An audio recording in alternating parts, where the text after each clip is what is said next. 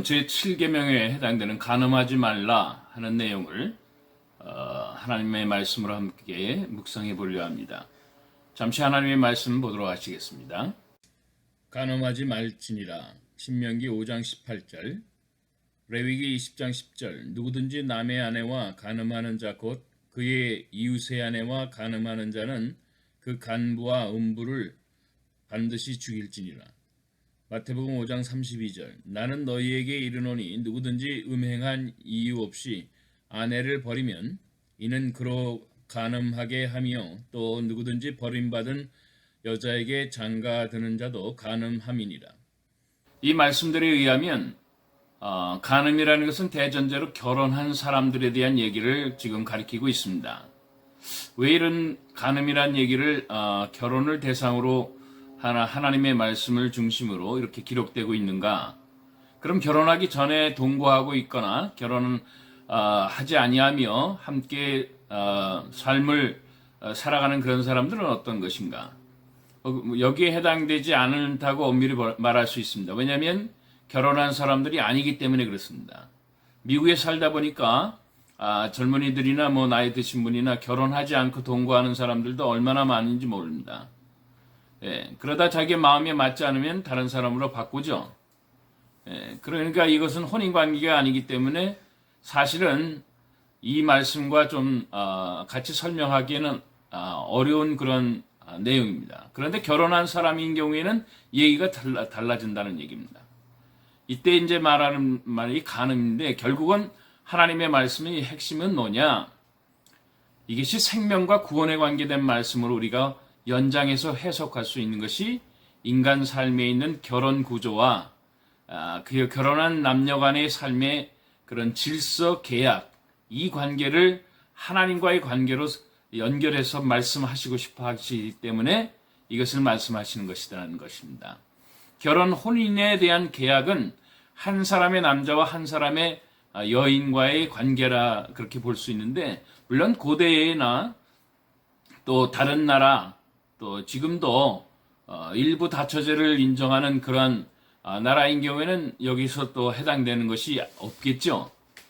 그런데 이 말씀의 핵심의 내용은 한 번 결혼 관계로 맺어진 그 관계를 자꾸 다른 데로 돌려서 이것을 깨는 것을 하나님이 하나님과의 관계로 연장해서 설명하시길 원하셔서 그렇다는 것입니다. 하나님과 우리가 맺어진 관계는 보이진 않지만 언약의 관계입니다. 계약의 관계입니다. 구원의 계약, 예수 그리스도를 통해서 우리가 구원받는 하나님의 약속입니다. 이걸 하나님이 깨지 않으신다. 근데 인간이 자꾸만 하나님 보이지 않으니까 다른 신을 찾는다든가 자기 욕심을 따라서 또 다른 행위를 한다든가 그렇다는 거예요. 그것이 바로 간음과 연결됐다 그런 얘기입니다. 인간의 혼인제도가 한 여인과 이렇게 만나서 가정을 이끈다는 그 계약을 온전히 지켜나가는 것이 굉장히 중요한 것이죠. 거기에다 한눈 팔고 다른 여자 생각하고 다른 여자와 성관계를 이룬다고 한다면 그것처럼 너무나 무질서가 없다라는 것이죠. 이게 바로 구원의 영생관계인 하나님과 우리 관계를 하나님께서 그렇게 설명하시길 원하신 것입니다. 실질적으로 보면 아까도 말씀드렸듯이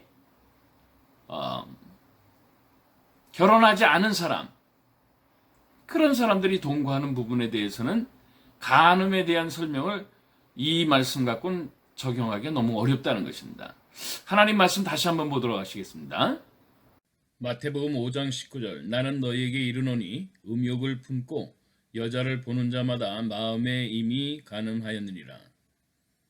야고보서 4장 4절. 간음한 여인들아 세상과 벗된 것이 하나님과 원수됨을 알지 못하느냐. 그런즉 누구든지 세상과 벗이 되고자 하는 자는 스스로 하나님과 원수되는 것이니라.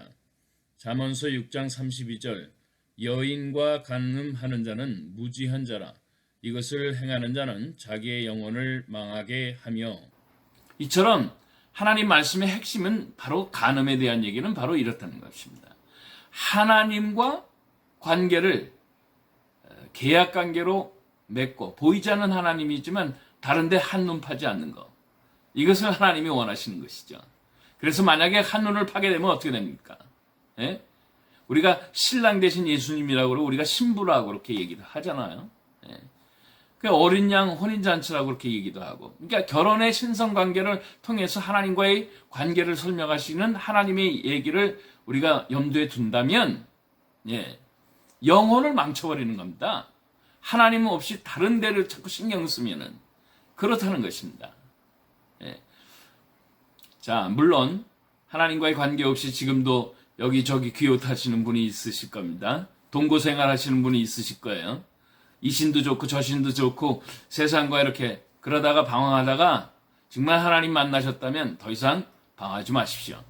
하나님 한 분으로 만족하시고 계속 한번 믿음의 삶을 지속해 보시기 바랍니다. 그러면 하나님과의 온전한 관계 속에서 이루어지신 하나님의 놀라운 기적과 같은 일들을 다 체험하실 수 있게 됩니다. 그리고 더 중요한 건 우리의 영이 살기 때문에 더 이상 세상에서 방황하지 않고 살 수가 있습니다.